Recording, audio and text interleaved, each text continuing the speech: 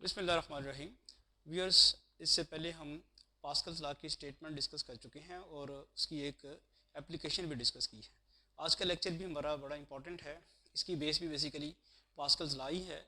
जिन viewers ने अभी तक वो पास्कल लॉ वाला मेरा लेक्चर नहीं देखा, वो डिस्क्रिप्शन में उसके लिंक को क्लिक करके देख सकते हैं। तो आज भी हम पास्कल्स लॉ की एक एप्लीकेशन डिस्कस करेंगे, हाइड्रोलिक प्रेस। ये एक बड़ी इम्पॉर्टेंट उसकी एप्लीकेशन है।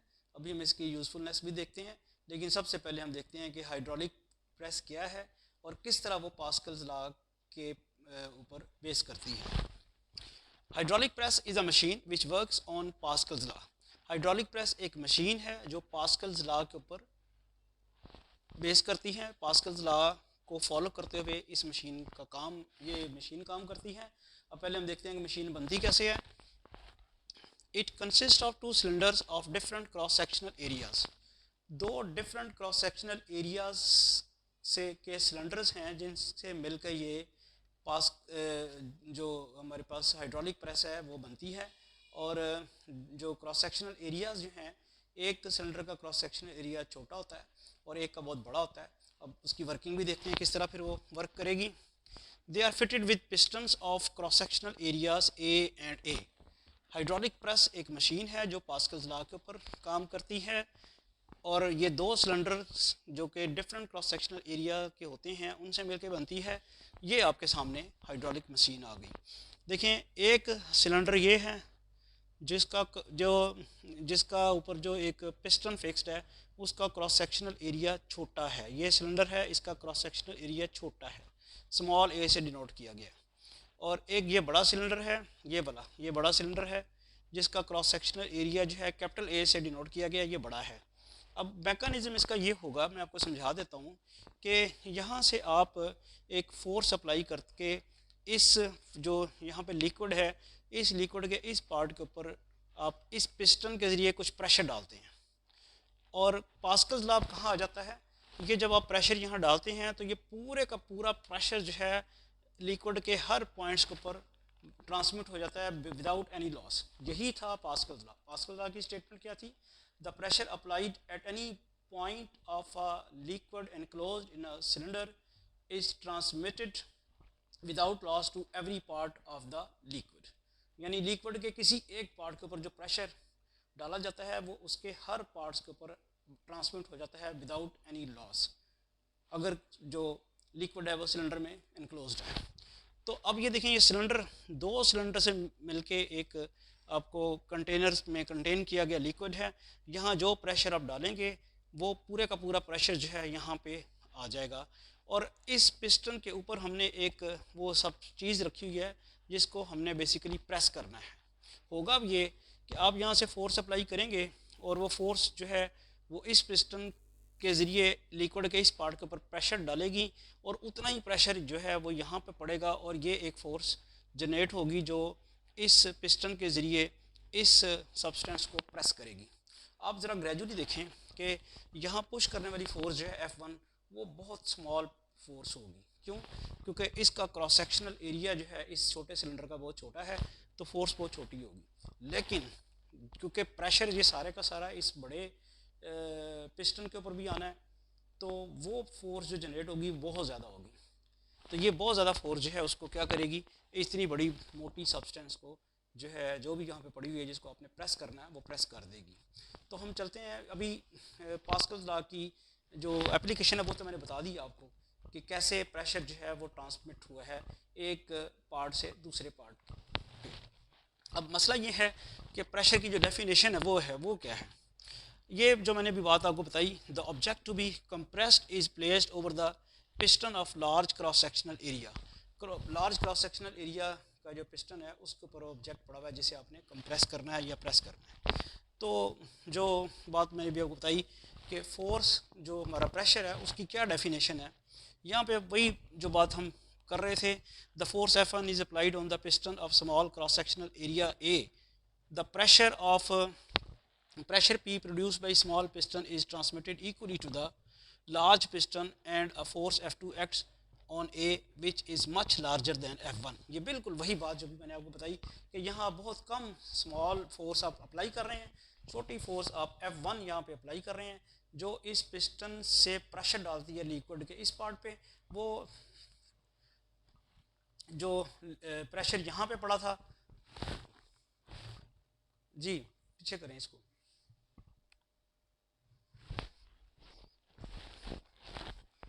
जी यही यही यही यही ये जो प्रेशर यहाँ पे पड़ा था वो पास्कल लॉ से ट्रांसमिट हो जाता है इस पार्ट पे, और ये बहुत बड़ी फोर्स जनरेट होती है, और वो फोर्स जो है इसको कंप्रेस कर देती है। अब जो प्रेशर की डेफिनेशन है वो क्या है, फोर्स पर यूनिट एरिया। तो ज़रा लगाएं, ज़रा जो फोर्स F1 होगी वो देखते हैं मैथमेटिकल फॉर्म में क्या आएगी फिर।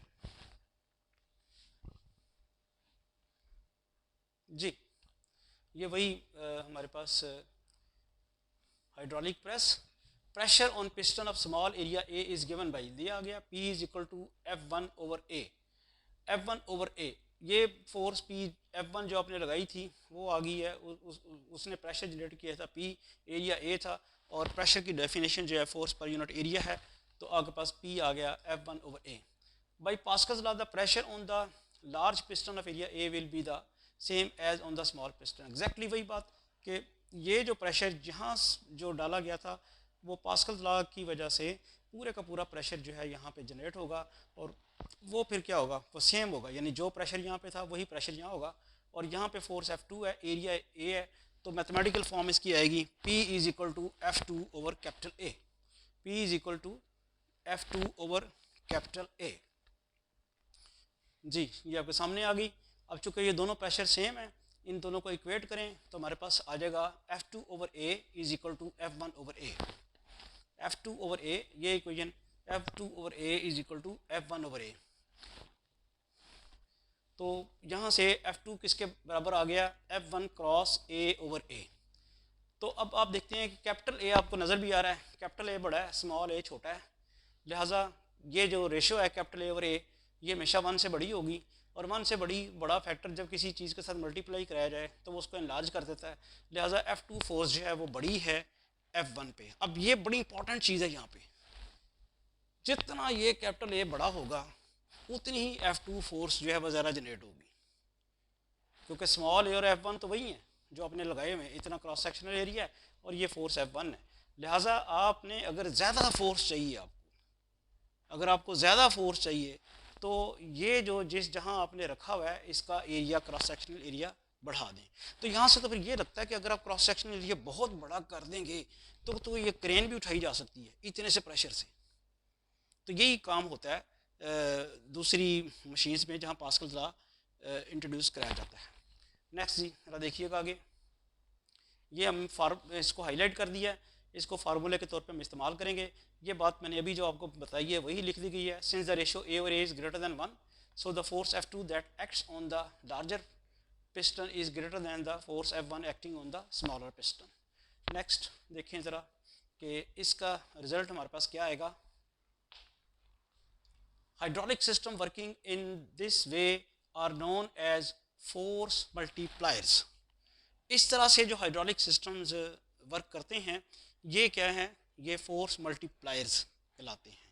क्यों फोर्स मल्टीप्लायर्स कहते हैं, ये बहुत छोटी फोर्स थी और ये बहुत बड़ी हो गई है, यानी बहुत बड़ी फोर्स इसको मल्टीप्लाई कर दी गई है, यानी इससे एक बहुत बड़ी फोर्स हासिल हो गई है, उसका मल्टीपल टाइम, बहुत सारा पता नहीं कितने टाइम उसकी ज़्यादा बढ़ गई होगी, A ओवर A टाइम। तो ये था हाइड्रोलिक प्रेस। अब हम देखते हैं कि इससे रिलेटेड कोई न्यूमेरिकल हम कोई प्रॉब्लम जो हम सॉल्व कर सकें वो हम चेक करते हैं।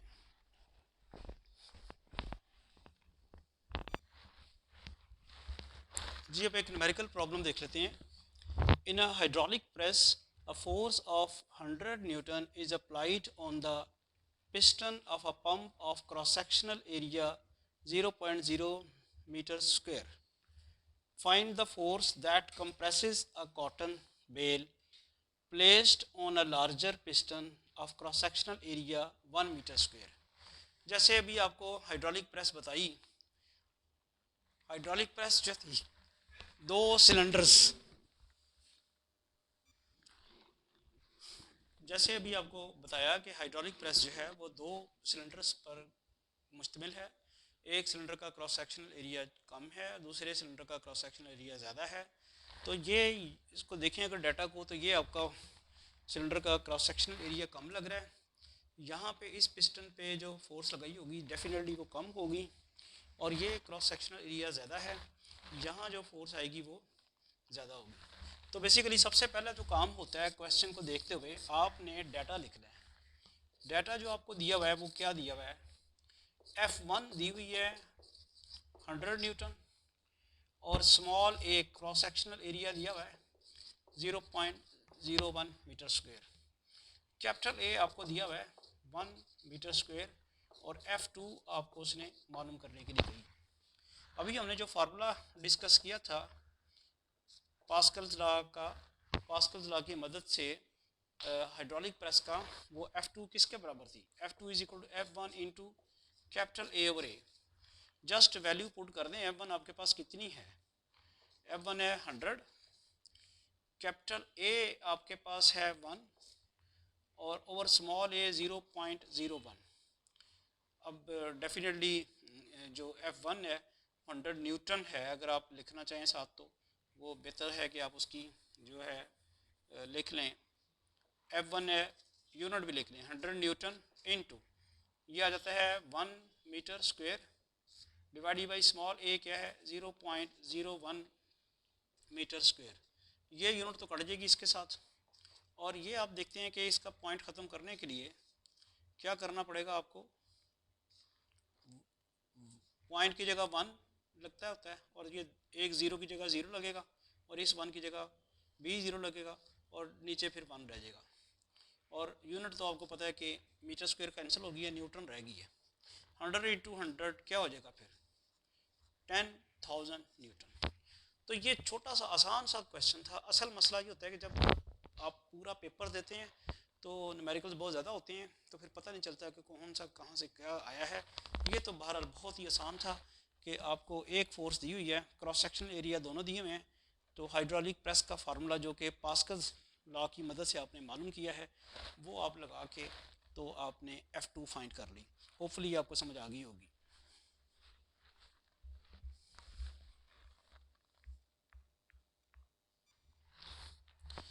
अब ये नेक्स्ट देखें, ये भी हाइड्रोलिक प्रेस का ही प्रॉब्लम है। The diameter of the piston of a hydraulic press is 30 centimetre. एक हाइड्रोलिक प्रेस के पिस्टन का डायमीटर 30 सेंटीमीटर है। How much force is required to lift a car weighing, एक कार को कि जिसका अपना वेट देखें कितना ज़्यादा है, बड़ी ज़बरदस्त चीज़ है, जिसका अपना वेट जो है 20,000 न्यूटन है, उसको उठाने के लिए a car weighing 20,000 Newton on its piston if the diameter of the piston of the pump is 3 centimeter। क्या हो गया, the diameter of the piston of the hydraulic press, hydraulic press जो है उसके पिस्टन का डायमीटर 30 सेंटीमीटर है। Obviously फिर उसके ऊपर कार पड़ी हुई है, उसको आपने, उसका वेट ये है, उसको उठाने के लिए आपको कितनी फोर्स चाहिए होगी। नहीं, यही आप प्रॉब्लम में आ गए हो। F2 दिया हुआ है, F2 क्या है 20,000 न्यूटन, जो गाड़ी का वेट है वो F2 है, और F1 फाइंड करना है कितनी फोर्स लगेगी। ठीक है, क्वेश्चन की स्टेटमेंट देखिए ना। तो अब यहाँ पे क्वेश्चन में ये जो कैपिटल ए है वो मालूम करना है। ये ज़रा गौर कीजिएगा, कैपिटल ए की ये डायमीटर ऑफ द, डायमीटर किसका होता है, सर्कल का। तो इसका मतलब सर्कल का डायमीटर दिया हुआ है, एरिया नहीं दिया हमें उसने। बात फॉलो कर रहे हैं। तो हमें इस डायमीटर की मदद से एरिया फाइंड करना है। एरिया का फार्मूला क्या होता है, सर्कल के एरिया का फार्मूला क्या होता है, पाई आर स्क्वायर। अगर मैं कैपिटल ए मालूम करूं तो कैपिटल ए आएगा पाई आर स्क्वायर, और कैपिटल आर लगा दूं यहाँ पे, ये एरिया का फार्मूला है। और आर क्या होता है यहाँ पे, ये आप बेहतर है कि इस तरह कर लें, here capital R is equal to 30/2 15 centimetre. Capital R जो है वो हमारे पास क्या है 15 सेंटीमीटर। हाइड्रोलिक प्रेस में अभी तक आर का जिक्र नहीं था, वहाँ एरिया का जिक्र था, लेकिन हमें मसला है कि ये उसने जो रेडियस दिया है, एरिया देने की बजाय उसने क्या कर दिया, हमें रेडियस दे दिया, सर्कल का रेडियस भी नहीं दिया, उसका डायमीटर दे दिया। और एरिया का फार्मूला, सर्कल के एरिया का फार्मूला ये होता है। इसके लिए फिर हमें आर चाहिए, एरिया मालूम करना है। हाइड्रोलिक प्रेस में हमारा कंसर्न एरिया के साथ है। एरिया उसने दिया नहीं हुआ, उसने दिया हुआ डायमीटर। डायमीटर से हमने रेडियस मालूम किया, ये सर्कल के एरिया का फार्मूला है, लिहाजा हमें रेडियस मालूम करना है। तो फिर कैपिटल ए क्या होगा, पाई आर स्क्वायर। पाई वैसे ही रहने दें, और आर 15 का स्क्वायर किसके बराबर आएगा बता सकते हैं आप, 225। और ये आपके पास आएगा क्या, सेंटीमीटर स्क्वायर, क्योंकि रेडियस जो है वो सेंटीमीटर में है। और इसी तरह आपके पास जो F2 है वो किसके बराबर दी हुई है, 20,000 न्यूटन। कीप इन माइंड, हमेशा भारी चीज़ को उठाया जाता है छोटी चीज़ से। तो F2 जो है वो उसका गाड़ी का जो वेट है वही फोर्स है, उतनी चाहिए होगी फोर्स। तो अब हमें पहले एरिया भी तो स्मॉल ए किसके बराबर होगा, वो होगा पाई आर स्क्वायर। अब स्मॉल आर किसके बराबर आएगा, डायमीटर 3 दिया हुआ है, 3/2 1.5 सेंटीमीटर। तो ये आ जाएगा पाई 1.5 स्क्वायर सेंटीमीटर स्क्वायर आ जाएगा। स्मॉल ए किसके बराबर आ जाएगा, पाई जी बताएंगे, 1.5 का स्क्वायर लें, कैलकुलेटर से लेके दिखाएं ज़रा मुझे, आपके पास कैलकुलेटर होगा। वैसे तो ये वैसे ही आना चाहिए आपको। अगर आपने 15 का स्क्वायर किया है 225, तो 1.5 का स्क्वायर क्या हो जाएगा, 2.25। शाबाश, 1.5 का स्क्वायर आ जाएगा 2.25। तो यहाँ लग गया 2.25 सेंटीमीटर स्क्वायर। तो हमने F1 फोर्स मालूम करनी है, जिसको लगाया जाए तो इतनी बड़े वेट की गाड़ी जो है वो उठाई जा सके। तो फार्मूला हमारे पास क्या था भला, F2 is equal to F1 cross A/A। यहाँ से F1 किसके इक्वल आ जाएगा, F2 into small A/A। F2 की वैल्यू कितनी दी हुई है, शाबाश 20,000। स्मॉल ए कितना दिया हुआ है, ये आ जाएगा, इसको अगर लिख लें तो आ जाएगा 2.25। ये 20 न्यूटन भी लिख लें साथ, 2.25 पाई सेंटीमीटर स्क्वायर। और डिवाइडेड बाई कैपिटल ए कितना है, 225 पाई सेंटीमीटर स्क्वायर। सेंटीमीटर स्क्वायर भी कट गया, पाई भी कट गया, क्या रह गया आपके पास, 20,000 इंटू, इसको क्या लिख देंगे, 2.25। पॉइंट काटने के लिए क्या लिखेंगे, 2.225 डिवाइडेड बाई 100 इंटू 225। ये नहीं समझ आ रही कि ये था ना, ये देखें, ये पॉइंट की जगह 1 लगा दिया और 2 0 लगाने पड़ेंगे में नीचे। ये 2 0 कट गए, ये भी कट गया, तो इसका सीधा सीधा जवाब आ गया, ये न्यूटन था, 200 न्यूटन। तो आप देख रहे हैं कि हाइड्रोलिक प्रेस कितना इम्पोर्टेंटली हमारे लिए यूज़फुल है, कि आप सिर्फ 200 न्यूटन की फोर्स से आप 20,000 न्यूटन की गाड़ी को उठा सकते हैं। जैसे मैंने आपको बताया था कि छोटा सिलेंडर का जो एरिया है उसको उतना रहने दिया जाए, और बड़े सिलेंडर का एरिया, क्रॉस सेक्शन एरिया जितना बड़ा करते जाएंगे उतनी ज़्यादा फोर्स वहाँ पे हमें हासिल होगी, जो कि उतनी ही बड़ी चीज़ को प्रेस करने में या उठाने में हमारे लिए यूज़फुल होगी। Thank you.